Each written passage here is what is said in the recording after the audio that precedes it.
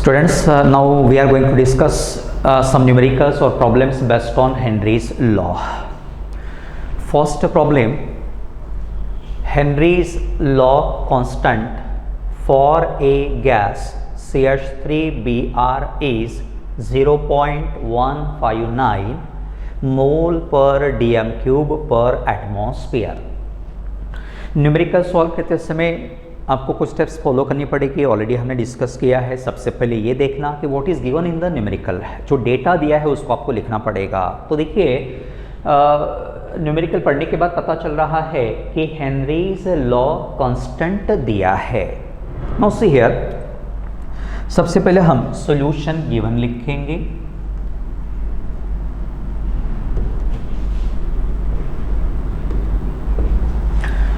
What is given? Henry's law constant। अब Henry's law constant का symbol क्या है? KH। आपको याद रखना पड़ेगा, KH stands for Henry's law constant। What is the value given here? 0.159 mole per dm cube per atm। See the unit of KH, unit को अच्छे से ऑब्जर्व करना है। मोल पर डीएम क्यूब पर एटीएम दिया है यहाँ पे KH का। कुछ केसेस में बार में भी हो सकता है, तो कन्वर्शन फैक्टर आपको यूज करना पड़ सकता है। तो अभी यहाँ एटमॉस्फेयर में दिया है, उसे हम किस प्रकार से यूज करेंगे देखते हैं। आगे बढ़ते हैं। What is the, now see here temperature is also given 25 degree Celsius. What is the solubility of CH3Br in water at 25 degree Celsius? Now see here, temperature is kept constant। ठीक है, हमें क्या पूछा है? solubility पूछी है in water and a partial pressure of 0.164 atm। partial pressure is also given, जिसको हम कैसे डिनोट करेंगे? कैपिटल P से। कितना दिया है? 0.164 atm। अब देखिए, जो क्वांटिटीज या डेटा दिया है उसमें यूनिट्स प्रॉपर होना जरूरी है। यहां देखिए KH में एटमॉस्फेयर यूज किया और यहां partial pressure is given in atmosphere. दोनों एटमॉस्फेयर में है, कन्वर्शन की आवश्यकता नहीं। लेकिन कुछ केसेस में अगर एक जगह बार दिया है, दूसरी जगह एटमॉस्फेयर दिया है, you should use the conversion factor. देखेंगे बाद में किस प्रकार से यूज करना है। अब हमें क्या निकालना है? वंस अगेन देखिए जरा numerical. What is the solubility of CH3Br। अब सोल्युबिलिटी निकालना है। KH और P दिया है, तो आपको ऐसा फॉर्मूला यूज करना पड़ेगा which relates KH, P and S। याद कीजिए जरा, ऐसा कौन सा लॉ है which correlates solubility of a gas in liquid, partial pressure and Henry's law constant. तो देखिए जरा फॉर्मूला कौन सा रहेगा। तो हमारे पास हेनरीज लॉ है S, that is the solubility of gas in liquid in mole per liter or dm cube equals KH into P। What is KH? Henry's law constant। What is P? Partial pressure of a gas above the solution। तो देखिए what is given here? KH हमें पता है, P हमें पता है, value रखेंगे। KH कितना हो गया? दिया है 0.159, पार्शियल प्रेशर इज 0.164। इन दोनों को मल्टीप्लाई करना पड़ेगा। अब आप किस प्रकार से मल्टीप्लाई करेंगे? By using log table. You have to solve this numerical by using log table. Log table से आपको सॉल्व करना है, आंसर आपको मिलेगा। लॉग टेबल से सॉल्व करेंगे तो विल गेट आंसर 2.607 इंटू 10⁻⁻² मोल पर dm क्यूब।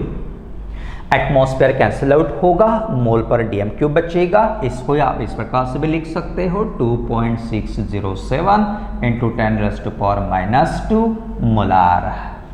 दो में से कोई भी यूनिट आप यूज करेंगे तो भी आपको क्रेडिट मिलना ही है। लेकिन लॉग टेबल यूज करते समय प्रॉपर वे में आपको जाना पड़ेगा। You should know the characteristic and mantissa part, ताकि कंफ्यूजन नहीं होगा, आंसर आपको सही मिलेगा। बोर्ड एग्जाम में 2 मार्क के लिए क्वेश्चन पूछा गया है, न्यूमेरिकल पूछा गया है, तो न्यूमेरिकल सॉल्व करते समय आपको यहाँ थोड़ा याद रखना पड़ेगा, your final answer should be 4 digits जरूरी है। और 4 में से आखिरी डिजिट में अगर कोई दिक्कत आती है, कंट्रोवर्सी आती है, एरर रहती है, तो क्रेडिट फुल मिलेगा, लेकिन यहाँ पे अगर डिस्क्रिपेंसी आती है तो मार्क्स मिलने के चांसेस कम रहते हैं। इसलिए केयरफुली आप सॉल्व करेंगे, प्रैक्टिस करेंगे तो कोई दिक्कत नहीं, आपको आंसर मिल जाएगा। तो सबसे पहले न्यूमेरिकल सॉल्व करते समय एक और बात याद रखना, read out the numerical carefully, write the data given, then what you have to find out, उसके बारे में सोचना, उसके बाद फॉर्मूला यूज करना, प्रॉपर वे में वैल्यूज रखना, use the log table and find out the answer.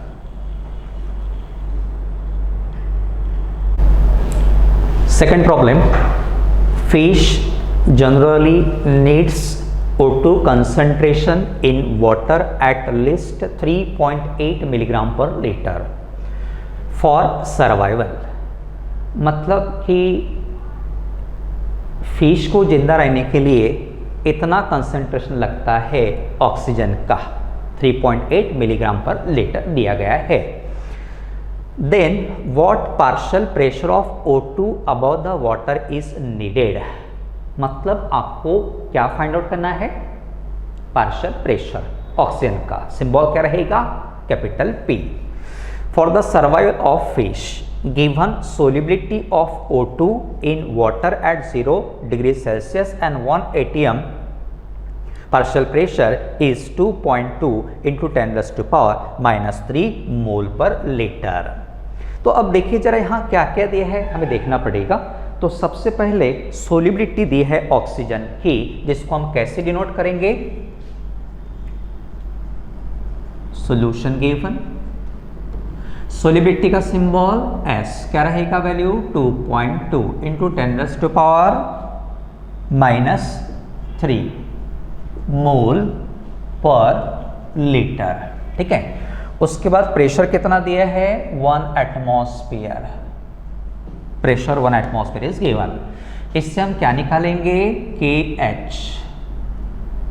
अब KH का फॉर्मूला हमारे पास हेनरीज लॉ है, हेनरी लॉ से फॉर्मूला हमें मिलता है कौन सा, S = KH × P। तो KH = क्या रहेगा, S/P। S कितना है, 2.2 × 10⁻³ प्रेशर 1 एटमॉस्फेयर, तो मिलेगा 2.2 × 10⁻³ मोल पर लीटर पर एटमॉस्फेयर। इस प्रकार से हेनरीज लॉ कांस्टेंट मिल गया। अब हमें क्या फाइंड आउट करना है, देखिए what is the partial pressure of oxygen, मतलब P फाइंड आउट करना है। KH हमारे पास है और यहाँ सोल्युबिलिटी मतलब ऑक्सीजन की सोल्युबिलिटी भी दी गई है। तो यहाँ हम क्या करेंगे, फिर से solubility of oxygen equals to जो दिया है वैल्यू 3.8 मिलीग्राम पर लीटर, इसको हमें किस में कन्वर्ट करना पड़ेगा। तो देखिए KH को ऑपरेट करते समय यूनिट मोल मिल गया, इसलिए हम मिलीग्राम को मोल में कन्वर्ट करना पड़ेगा।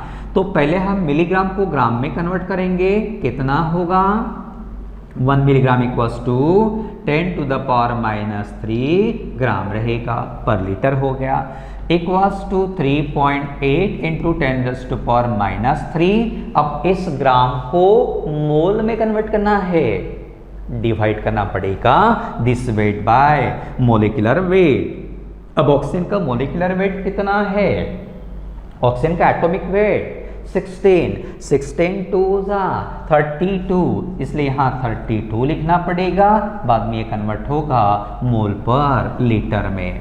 तो ये वैल्यू आपको कितना मिलेगा, लॉग टेबल फिर से आपको यूज करना पड़ेगा। तो यू विल गेट 1.118 into 10⁻⁴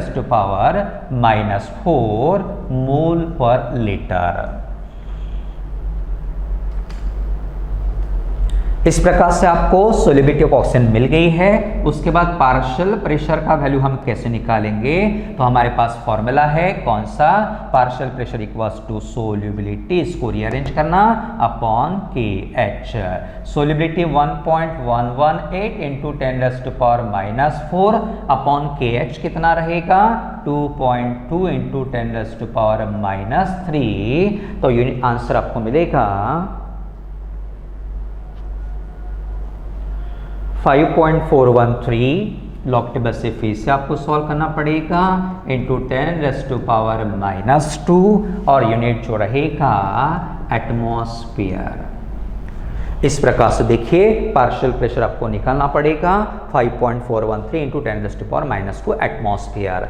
तो सबसे पहले क्या देखना पड़ेगा, व्हाट इज गिवन, सोल्युबिलिटी दी है 2.2 इंटू 10⁻⁻3, प्रेशर भी 1 एटमॉस्फेयर दिया है, तो इनसे क्या निकालना आपको अच्छे से याद रखना पड़ेगा, KH फाइंड आउट करना पड़ेगा। उसके बाद ऑक्सीजन का कंसंट्रेशन दिया है फॉर द सर्वाइवल के लिए इतना कंसंट्रेशन लगता है, और हमें क्वेश्चन जो पूछा गया है उसमें भी सर्वाइवल के लिए पूछा गया है, इसीलिए इस सोल्युबिलिटी पे पार्शियल प्रेशर कितना रहेगा हमें निकालना पड़ेगा। यहां कंफ्यूजन होगा, कौन से सोल्युबिलिटी के लिए पार्शियल प्रेशर निकालना पड़ेगा, और 3.8 मिलीग्राम पर लीटर। अब ये सोल्युबिलिटी मिलीग्राम में है, उसको पहले ग्राम में कन्वर्ट करोगे, 10⁻³ ग्राम कन्वर्शन फैक्टर रहेगा। ग्राम को मोल में कन्वर्ट करते समय डिवाइड करना मोलिकुलर वेट से, ऑक्सीजन का मोलिकुलर वेट 32 मिल गया मोल पर litre. Then P equals to solubility upon KH formula use करना, इस प्रकार से आंसर आपको मिल जाएगा। लॉग टेबल आपको यूज करना पड़ेगा।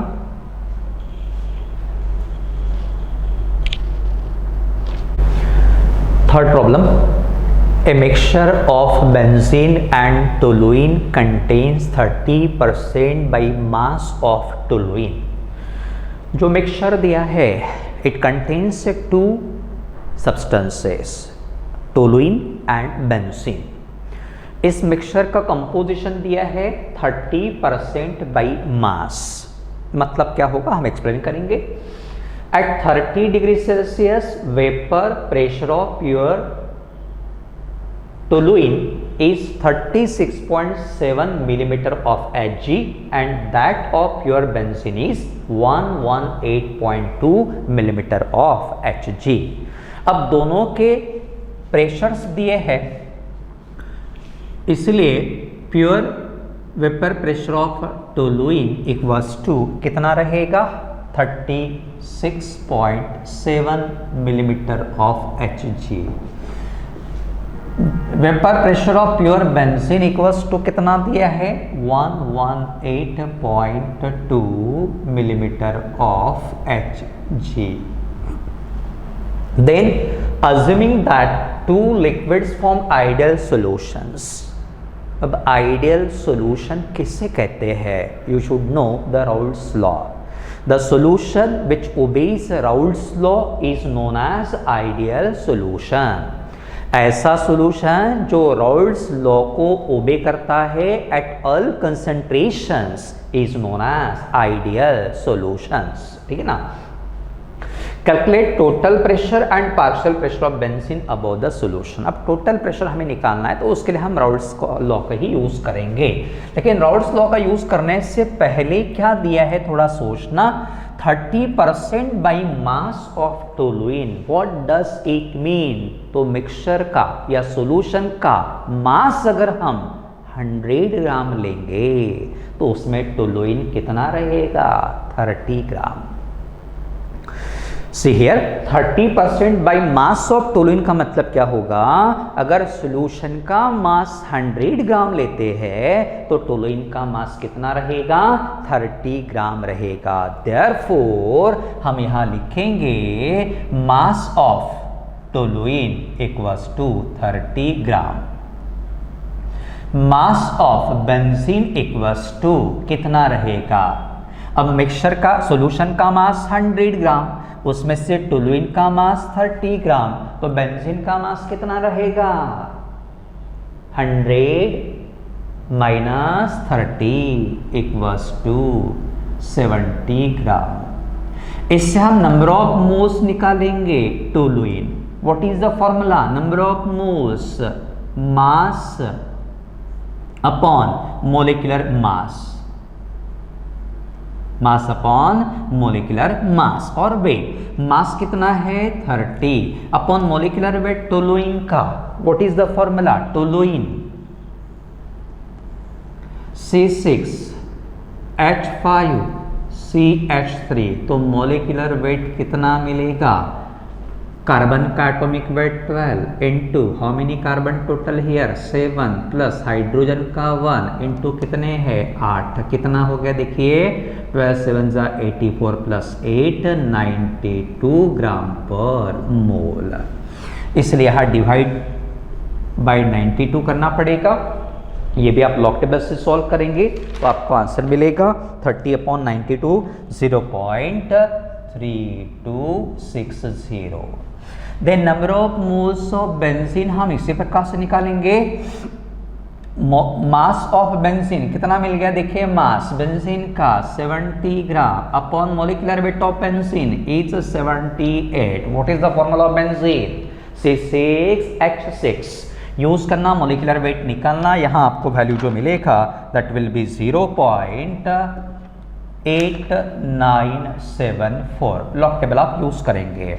फिर इससे हम क्या निकालेंगे? मोल फ्रैक्शन किसका? टोलुइन का। टोलुइन का mole fraction formula number of moles of toluene upon number of moles of toluene plus number of moles of benzene. देखिए जरा, मोल फ्रैक्शन निकालने का फॉर्मूला क्या रहेगा? Number of moles of toluene upon number of moles of toluene plus number of moles of benzene. इन दोनों के moles हमें पता है।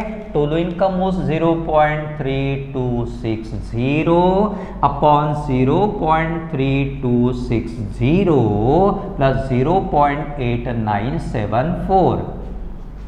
0.3260 इन दोनों को आप ऐड करोगे यू विल गेट 1.2234। फिर से लॉग टेबल यूज करना पड़ेगा, आपको मिलेगा 0.2664।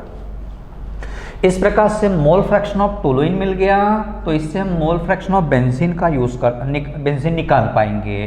कैसे? तो फॉर्मूला है 1 minus mole fraction of toluene. अब ये कहाँ से आया है? तो हमारे पास रिलेशन है। कौन सा? सॉल्यूशन में दो ही कंपोनेंट है तो XT plus XB always equals 1। अगर 3 कंपोनेंट्स है तो 3 कंपोनेंट्स के मोल फ्रैक्शन का सम कितना रहेगा? 1। तो कितने भी कंपोनेंट्स क्यों ना हो सॉल्यूशन में, सभी के मोल फ्रैक्शन का सम कितना रहेगा? 1। फिर इसको रीअरेंज करेंगे तो आपको ये फॉर्मूला मिलेगा। सो 1 माइनस XT 0.2664। तो आपको कितना मिलेगा? आप देखिए जरा, you will get the value 0.7336। फिर हमारे पास राउल्ट्स लॉ है, क्या कहता है? टोटल प्रेशर ऑफ सॉल्यूशन जिसको हम P से डिनोट करेंगे तो फॉर्मूला क्या रहेगा? P0T XT plus P0B XB। This is the condition for the formation of ideal solution. अच्छे से याद रखना है, कई बार क्वेश्चंस पूछे गए हैं based on this formula even in competitive examinations. तो आप याद रखोगे total pressure of solution equals to P0T XT plus P0B XB। P0 stands for vapor pressure of pure components and X stands for mole fractions of the components। अब सबका value हमारे पास है। P0T कितना है? P0T यस 36.7 इंटू XT कितना है? देखिए where is XT 0.2664 plus P0B value is given 118.2 into XB कितना रहेगा? 0.7336। इसको आप सॉल्व करोगे तो you will get the answer 96.49। Unit का क्या रहेगा? मिलीमीटर ऑफ Hg जो यहाँ पे दिया है। इस प्रकार से आपको सॉल्यूशन का प्रेशर मिल गया। You have to use Raoult's law by calculating total pressure of the solution। उसके बाद और हमें क्या निकालना है? Partial pressure of benzene. अब पार्शियल प्रेशर ऑफ बेंजीन निकालते समय हम फिर से राउल्ट्स लॉ यूज करेंगे और partial pressure, what is the formula, P not B into x B. P not B का वैल्यू कितना है 118.2, देखिए ऊपर में समवेयर गिवन। एक्स बी कितना रहेगा 0.7336 और इन दोनों को मल्टीप्लाई करने के बाद आपको मिलेगा 86.71 मिलीमीटर ऑफ Hg। इस प्रकार से आपको पार्शियल प्रेशर निकालना पड़ेगा बेंजीन का। तो देखिए आपको इतने सारे फॉर्मूले यूज करने पड़ेंगे और ये सभी फॉर्मूले आपको मगअप करने पड़ेंगे, अच्छे से याद रखेंगे ताकि समय पे बिल्कुल ही कंफ्यूजन नहीं होगा। और प्रैक्टिस भी काफ़ी अच्छे से करनी पड़ेगी, तब जाके कॉन्फिडेंस डेवलप होगा और गलती होने के चांसेस नहीं रहेंगे।